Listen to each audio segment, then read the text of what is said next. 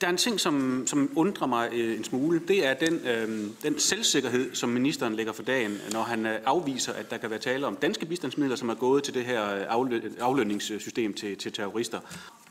Fordi jeg har bemærket mig, at ofte, når der sker en eller anden form for misbrug med midler, så har alle travlt med at sige, at lige præcis vores penge, de går til det rigtige.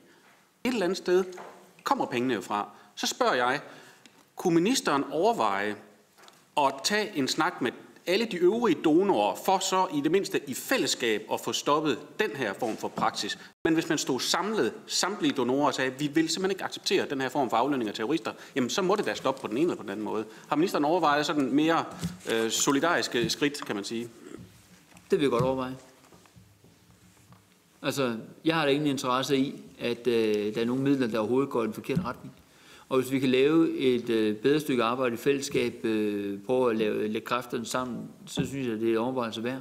Er der en vej frem, hvor vi i højere grad kan sikre, at de skatteyderkroner, som jeg sidder og forvalter, at de går det rigtige sted hen, så vil jeg da være åben over for det. Så det synes jeg egentlig er et meget konstruktivt bud, som jeg godt vil prøve at undersøge, om vi kan skabe opbakning til.